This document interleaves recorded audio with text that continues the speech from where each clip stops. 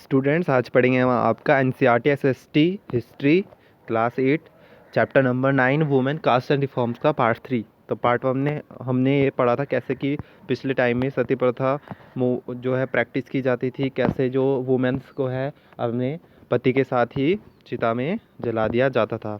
ठीक है, तो पहले बहुत डिफरेंस था मैन वुमेन में। फिर जो वर्क किया गया, सोशल मूवमेंट्स चलाई गई वुमेन्स के द्वारा, और जो राजा राम मोहन रॉय थे उन्होंने क्या किया, ब्रह्मो समाज की स्थापना की थी।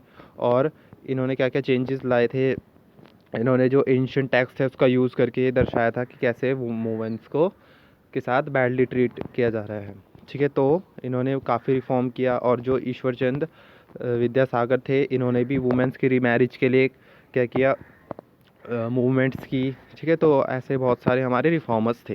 उसके बाद हमने गर्ल्स स्कूल जाने लगी, और वुमेन्स ने वुमेन्स के बारे में लिखा है ना। पंडित रमाबाई जो है, इन्होंने विडोज़ के लिए मूवमेंट्स की थी, घर बनाया था रहने के लिए। ठीक है, तो और फिर लॉ अगेंस्ट चाइल्ड मैरिज के अगेंस्ट लॉ बने। अब हमें पढ़ना है caste and social reforms. Some of the social reformers we have discussing also criticise the caste inequalities. ठीक है, तो बहुत से सुधारक जिसके बारे में हमने पढ़ा है, उन्होंने कास्ट के ऊपर भी, कास्ट इनइक्वालिटीज़ के ऊपर भी काफ़ी बहस की है, मतलब उनको अच्छा नहीं माना है। Ram Mohan Roy translated an old Buddhist text that was critical of caste. ठीक है, तो राजा राम मोहन रॉय थे, उन्होंने बुद्धिस्ट टेक्स्ट को ट्रांसलेट किया है, और उसमें ये बताया गया है कि कैसे कि जो ये कास्ट सिस्टम है ये गलत है। द प्रार्थना समाज अधीड थ्रू द ट्रेडिशन ऑफ भक्ति and believe in spiritual qualities of all cast. ठीक है, जैसे कि आपका आर्य समाज है, ब्रह्मो समाज, ऐसे एक प्रार्थना समाज था जिसने क्या कहा था। तो इस ट्रेडिशन में ये था कि आप भक्ति करें और ये माने कि सभी लोग क्या है, स्पिरिचुअल इक्वालिटी है सब लोगों में। ठीक है, मतलब लोग भक्ति करें और स्पिरिचुअलिटी आए। मतलब स्पिरिचुअलिटी क्या होता है आपका, जो भी आपका आपका बॉडी से रिलेटेड छोड़ के, है ना, जो आपकी जैसे क्वेश्चंस अराइज होते हैं ना, भगवान है कि नहीं, तो ये स्पिरिचुअलिटी आता है। ठीक है, मतलब मेंटली लेवल पे जो क्वेश्चंस होते हैं उसे स्पिरिचुअली कहते हैं। तो स्पिरिचुअली इक्वल है all caste. In Bombay the Prarthana Mandali was founded in 1840 to work for abolition of the caste. ठीक है, तो बॉम्बे में जो परमहंस मंडली थी वो फाउंड हुई थी 1840 वर्ग में। ठीक है, परमहंस मंडली, और इन्होंने 1840 में इस्टेब्लिश हुई थी, और उन्होंने कास्ट को ख़त्म करने के लिए क्या की थी, मूवमेंट की थी। Many of these reformers and members of reform associations were people of upper cast. जो इसमें से बहुत सारे रिफॉर्मर्स थे, सुधारक थे, या फिर मेंबर्स थे उस सुधारक एसोसिएशन का, संगठन का, तो वो क्या थे, अपर कास्ट के लोग थे। तो often in secret meeting these reformers violate caste tables. ठीक है, तो ये लोग क्या क्या करते, सीक्रेट मीटिंग्स किया करते थे, और जो टैबूज थे, मतलब फूड्स और टच को लेकर, मतलब ऐसा माना जाता था कि जो अपर कास्ट के लोग हैं, अगर वो लोअर कास्ट के लोगों के साथ बैठेंगे, उठे बैठेंगे, खाना खाएंगे या फिर टच करेंगे, तो क्या हो जाएगा, अपराध माना जाता था ये सब। तो ये लोग यही क्या करते थे, मतलब इन सब को, इन रूल्स को तोड़ा करते थे। और यही कारण है कि आज जो है बहुत कम हो गया है जो आपका कास्ट टैबूज को लेकर, है ना। तो मतलब पहले तो बहुत होता था, अब बहुत कम हो गया है। There were also other who question the injustice of the caste social order.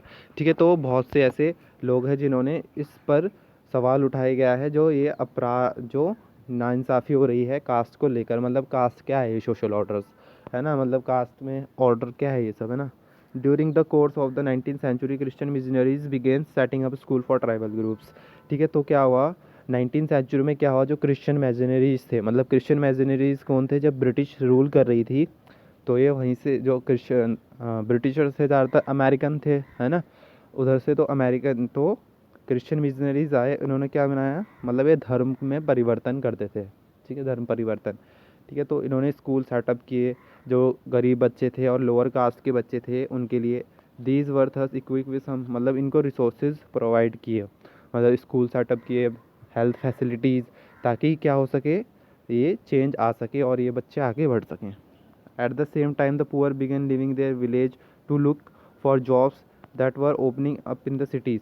ठीक है, तो सेम टाइम पर क्या हुआ, जो पुअर गरीब लोग थे वो अपना विलेज छोड़कर जॉब्स के लिए जाने लगे, जो कि सिटीज़ में खुल रही थी अब नई नई जॉब्स। दीज वर, ये जॉब्स कैसी थी, जैसे कि फैक्ट्रीज़ में जॉब्स मिलने लगी लोगों को, जो कि नई नई फैक्ट्रीज़ हो गई थी। जॉब्स इन म्यूनसिपैलिटीज़, ठीक है, म्यूनसिपैलिटीज़ में, ठीक है, जो आपका जैसे सड़क की सफाई हो गया है ना, और बहुत सारे जैसे गांव में काम होते हैं म्यूनसिपैलिटीज़ में। You have read about in chapter in the expansion of, ठीक है, तो हमने चैप्टर 6 में पढ़ा था कैसे सिटीज़ बड़ी हो गई थी, एक्सपेंशन हो गया था, ट्रेड आ गया था। Think of the new demands of labour, ठीक है, तो लेबर्स की डिमांड हो गई थी अब, है ना। ट्रेन्स हैड टू भी, जो नालियाँ थी मतलब पाइपलाइंस पानी के लिए, ये बिल्ड होने लग गई थी, रोड बनने लग गई थी, बिल्डिंग बनने लग गई थी, और सिटीज़ को साफ़ किया जा रहा था। तो उसमें कुलीस की रिक्वायरमेंट थी, डिगर्स खोदने वालों की, कैरियर्स जो संभाले जाएँ, और मज़दूरों की, स्वेज क्लीनर जो सफाई कर सकें, और स्वीपर्स, प्लानिंग के बियर्स, पालन क्विन बियर्स क्या होते हैं आपके, जो पालकी बनाते हैं ना, पालकी बनाते हैं। रिक्शा पुलर्स, रिक्शों को धक्का देने। Where did this labour come from, तो ये लेबर कहाँ से आएगी। The poor from the village and small towns, many of them from low caste, ठीक है, तो ज़्यादातर जो गरीब लोग थे और गाँव में थे, और जो छोटे शहरों में काम किया करते थे, या फिर जो लोअर कास्ट, जिसे लोअर कास्ट के थे, तो सिटीज़ में मूव होने लग गए, ठीक है, जहाँ पर लेबर की काफ़ी डिमांड थी। Some of them work in the plantation in Assam, ठीक है, तो इसमें से काफ़ी ने जो प्लांटेशन होती है जैसे आपकी टी कॉफ़ी की, है ना, तो उसमें काम करने के लिए चले गए, है ना, जैसे कि त्रिनिडाद एंड इंडोनेशियाज, ठीक है, तो यहाँ पर चले गए कुछ लोग। Work in the new location was often very hard, ठीक है, तो नई जगह पर काम करना बहुत मुश्किल होता था।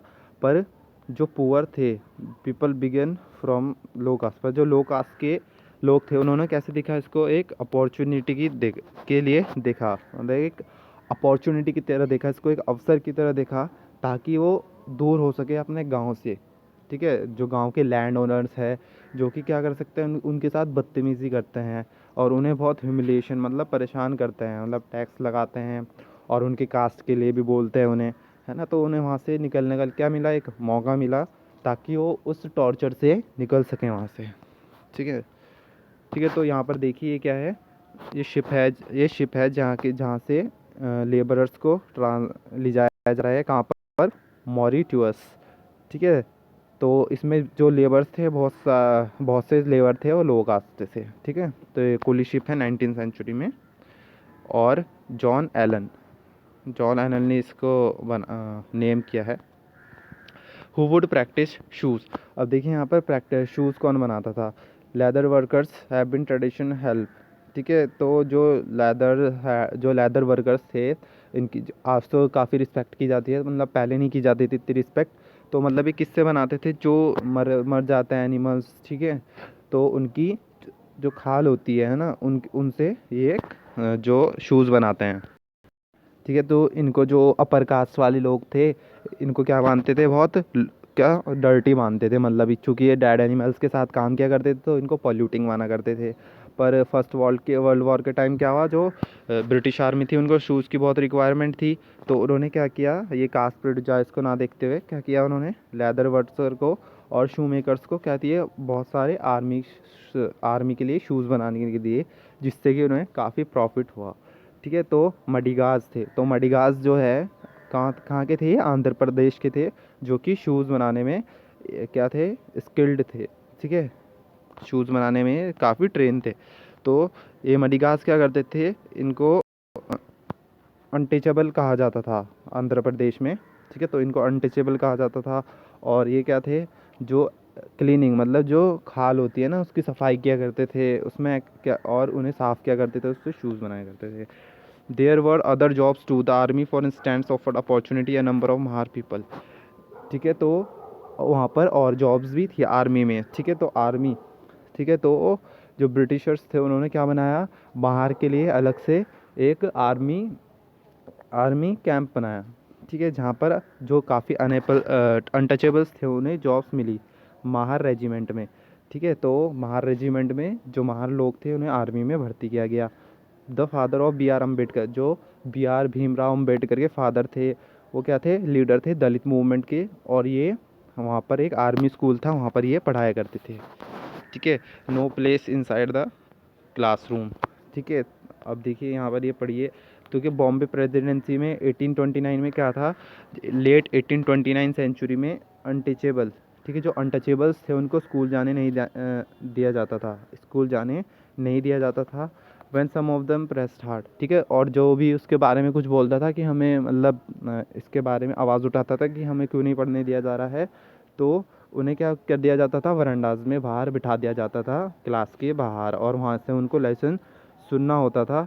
क्योंकि वो क्या मानते थे कि अगर ये हमारे रूम में घुसेंगे तो हमारा रूम पूरा पॉल्यूट हो जाएगा, और जो अपर कास्ट वाले भी पॉल्यूट हो जाएंगे। देखिए ऐसा माना जाता था। अब ये देखिए दुबलाज ऑफ गुजरात कैरिंग मैंगोज, ठीक है। ये दुबलाज है गुजरात के जो कि मैंगोज लेके जा रहे हैं। तो ये अपर कास्ट लैंड ओनर्स के लिए काम करते थे, और जो फील्ड्स में उनके काम होते थे और भी, ठीक है, और भी बहुत सारी वैरायटी ऑफ जॉब्स ही किया करते थे। अब देखिए demands for equality and justice, मतलब डिमांड की किसके लिए, बराबरी के लिए और न्याय के लिए।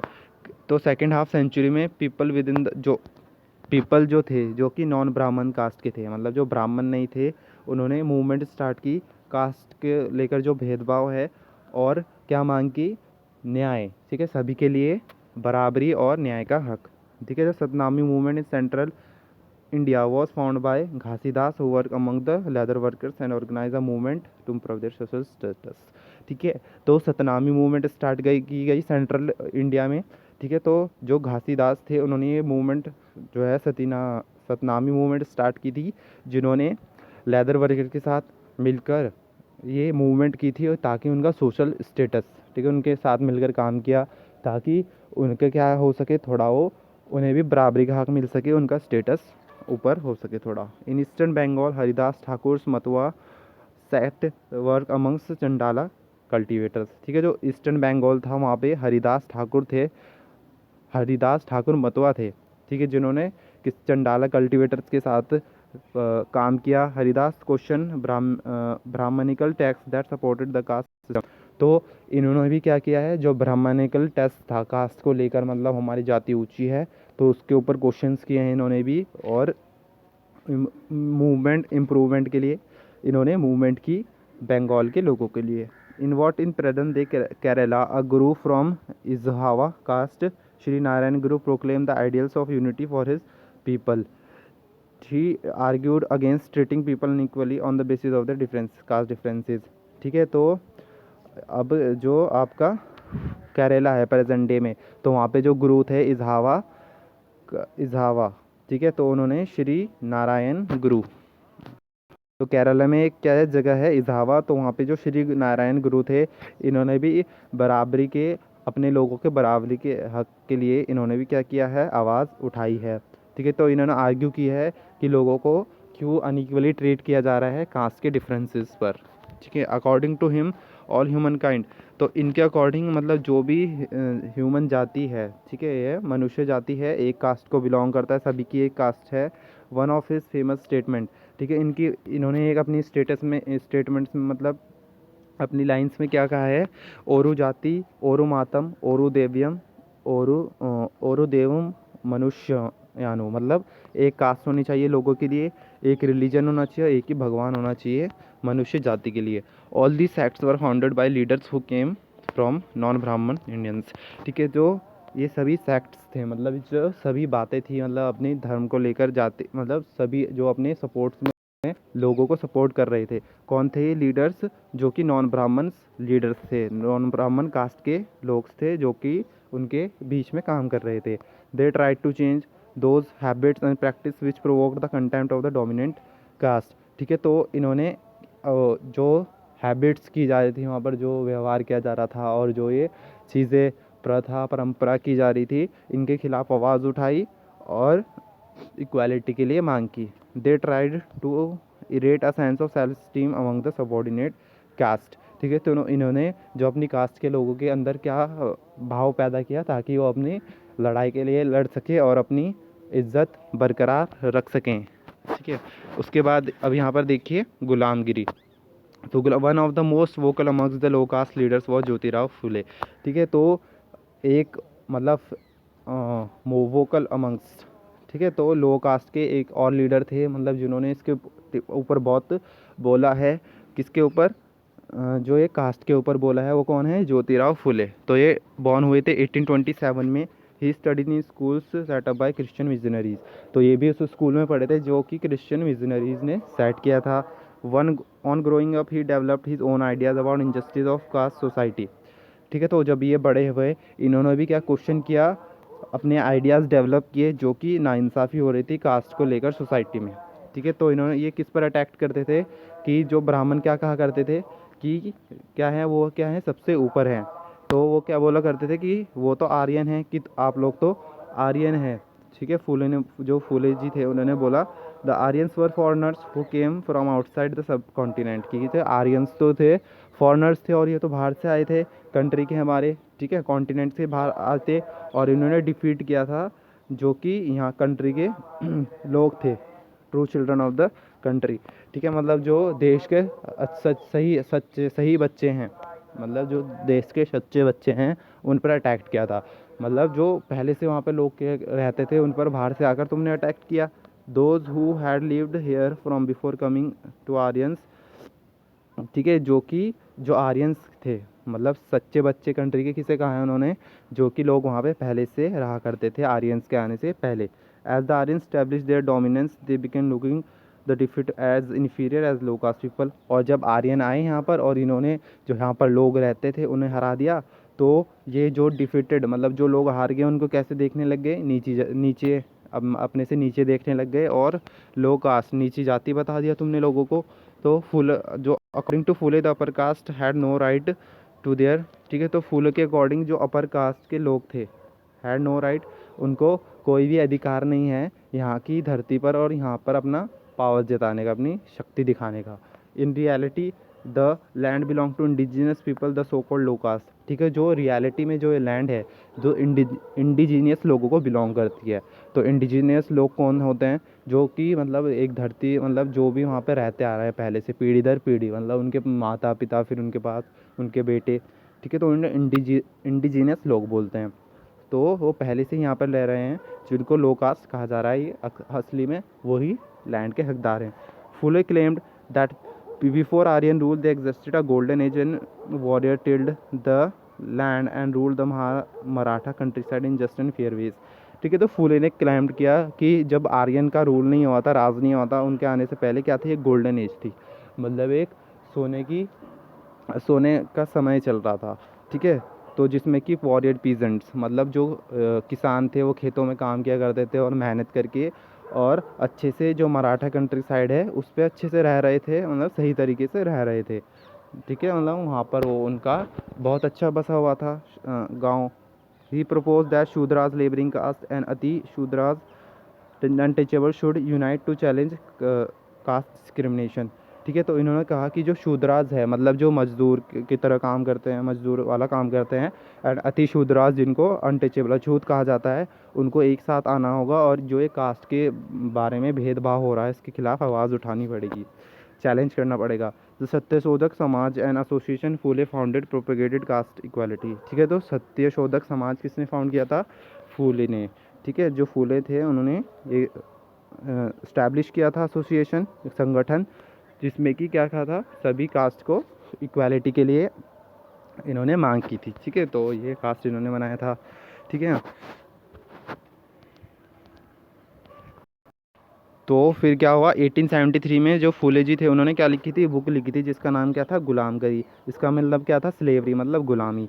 तो कुछ 10 ईयर्स बिफोर द, मतलब इससे कुछ साल पहले, the American civil war had been fought leading to an end of the slavery in America. तो इस बुक के 10 साल लिखने से पहले क्या था, कुछ क्या थे, अमेरिकन सिविल वॉर हुआ था। ठीक है, अमेरिकन सिविल वॉर हुआ था जिसमें कि अमेरिका में जो गुलामी, मतलब लोग गुलाम थे, उसके खिलाफ इन्होंने आवाज़, अमेरिकन के लोगों ने आवाज़ उठाई थी, जिसमें स्लेवरी जो थी ख़त्म कर दी गई थी, मतलब गुलामी अमेरिका में ख़त्म कर दी गई थी। Phule dedicated this book to those American who had found to free slaves. ठीक है, तो उन्होंने ये बुक उनको डेडिकेट किया अमेरिकन को, जिसने कि जो स्लेव्स थे, गुलाम थे, उनको सबको फ्री किया है। दस establish a link between the condition of the lower caste in India and black slaves in America. तो देखिए अमेरिका में क्या था, जब आप वर्ल्ड हिस्ट्री पढ़ेंगे तो उसमें क्या है, अब आपका अमेरिका में भी जो लोग थे उनको, मतलब अमेरिका में लोगों से गुलामी की जाती थी, गुलामी करवाई जाती थी। तो वहाँ के जो अमेरिकन्स थे उन्होंने उसके खिलाफ लड़ाई की, और क्या किया, और मतलब आज़ादी के लिए लड़ाई की। तो जो कि लोअर कास्ट इंडिया में जैसे सिस्टम चल रहा था उनको उन्होंने इसको लिंक किया, जोड़ा और बताया अपनी इस बुक में। ठीक है, इस्टेब्लिश मतलब वहीं पर उन्होंने बनाया एक, ठीक है, एक लिंक बनाया। As this example shows Phule extended the criticism of caste system to argue against all the forms of inequality. ठीक है, जो तो इस एग्जाम्पल से हमें पता चलता है कैसे कि उन्होंने कास्ट सिस्टम के को नकारा है, टू आर्ग्यू अगेंस्ट, और क्या किया है जो ये सब सिस्टम है इनइक्वालिटी का, ठीक है ना, मतलब ना बराबरी का हक है, उसके खिलाफ उन्होंने बहुत सा मतलब बोला है, आर्ग्यू किया है। He was concern about the plight of upper caste women. मतलब इन्होंने किसके बारे में बताया है, जो मतलब दुर्दशा थी जो अपर कास्ट की वुमेन्स थी और जो प्रॉब्लम्स थी लेबरर्स की, और जो उनके साथ मतलब बदतमीज़ी की जा रही थी, लोअर कास्ट के साथ परेशान किया जा रहा था। The movement for caste reform was continue in 20th century. ठीक है, तो जो ये कास्ट मूवमेंट रिफॉर्म था, सुधार था, ये कंटिन्यू होता रहा आपका 20th सेंचुरी में। ठीक है, जैसे कि आपके ग्रेट लीडर थे doctor Bhimrao Ambedkar western India में, और जो ईवी रामस्वामी थे, रामा स्वामी थे नायकर इन साउथ में। ठीक है, अब पढ़ेंगे हु कुड एंटर टेम्पल। ठीक है, तो टेम्पल में कौन जा सकता था, तो ये यहाँ पर भीमराव अम्बेडकर के बारे में जी के बारे में बताया गया है। तो यहाँ पर देखिए figure 14, the gateway to Madurai temple drawn by Thomas Daniell. ठीक है, तो एक गेटवे था जो कि मदुराई टेम्पल में था, ये थॉमस डैनियल 1792 में बनाया। ठीक है, तो ये ऐसा टेम्पल था, मतलब ये जो अनटचेबल थे, अछूत थे, इनको मतलब अलाउ नहीं किया जाता था। मतलब इन टेम्पल्स के जो गेटवे होते हैं ना, दरवाजे, उनके आसपास भी उनको नहीं आने दिया जाता था उसके पास, जब तक कि टेम्पल एंट्री मूवमेंट स्टार्ट नहीं की थी अम्बेडकर जी। तो अब यहाँ पर देखिए कौन टेम्पल जा सकता था। जो अम्बेडकर थे वो महार फैमिली में बॉर्न हुए थे। तो जब वो बच्चे थे उन्होंने जब से क्या देखा था, कास्ट प्रिड्यूजाइज मतलब पक्षपात किया जाता था कास्ट को लेकर, हर मतलब रोज़मर्रा की ज़िंदगी में। In school he was force to sit outside the classroom. ठीक है, तो स्कूल में उन्हें क्लासरूम के बाहर बैठना पड़ता था ग्राउंड पर। And was not allowed to drink water from the taps that upper caste children use. और मतलब जो अपर कास्ट के चिल्ड्रन थे, ऊंची जाति के जो बच्चे थे, और जो जिस नल से वो पानी पीते थे उस नल से उन्हें पानी नहीं पीने दिया जाता था। After finishing school he got a fellowships to go the USA. ठीक है, जब उन्होंने स्कूल फिनिश किया तो उनको स्कॉलरशिप मिली ताकि वो यूएसए में हायर स्टडीज़ के लिए जा सकें। On his return to India in 1919 he wrote extensively about upper caste power in a contemporary society. ठीक है, तो जब वहाँ से वो लौटे 1919 में, तो उन्होंने उसके बारे में लिखा कि कैसे जो अपर कास्ट है इस सोसाइटी में क्या क्या क्या कैसे रह रहे हैं, मतलब कैसे जो नीची सोसाइटी को अनट्रीट किया जा रहा है, और कैसे वो अपर सोसाइटी के लोग रहते हैं, कैसे जो अपर कास्ट के लोग हैं पावर प्रैक्टिस करते हैं, मतलब अपने आप को आगे बढ़ावा देते हैं। तो 1927 जो अंबेडकर जी थे, इन्होंने टेम्पल एंट्री मूवमेंट स्टार्ट की थी, जिस इन विच जो और इसमें जो महार कास्ट के फॉलोअर्स थे, ठीक है, जो अंबेडकर जी के साथ लोग थे, उन्होंने इसमें पार्टिसिपेट किया मूवमेंट में। ब्राह्मण priest were outreach when Dalits used from the temple tank. ठीक है, तो जो ब्राह्मण्स थे उन्हें बहुत गुस्सा आया जब दलित जो थे वो मतलब टेम्पल में घुसे और उन्होंने वहाँ से पानी यूज़ किया। Ambedkar led 3 such movement from temple entry between 1927 1935। ठीक है, तो अम्बेडकर जी थे उन्होंने ऐसी 3 मूवमेंट स्टार्ट की टेम्पल एंट्री के जाने के लिए 1927 और 1935 के बीच। His aim was to make everyone see the power of caste prejudice within society. ठीक है, तो उनकी एम क्या थी, वो सभी को ये दिखाना चाहते थे कि कास्ट की क्या पावर होती है सोसाइटी के अंदर। तो वो ये दिखाना चाहते थे कि कैसे कि क्या पावर होती है जो कास्ट के बेसिस पर पक्षपात किया जाता है सोसाइटी में। ठीक है, तो वो ये सभी को दिखाना चाहते थे और इसमें उन्होंने सुधार किया। अब है आपका द नॉन ब्राह्मण मूवमेंट। तो वीडियो काफ़ी लंबा हो चुका है, तो ये पढ़ेंगे हम आपका नेक्स्ट पार्ट में। पार्ट 3 आपका कंप्लीट हो चुका है स्टूडेंट्स। Thank you.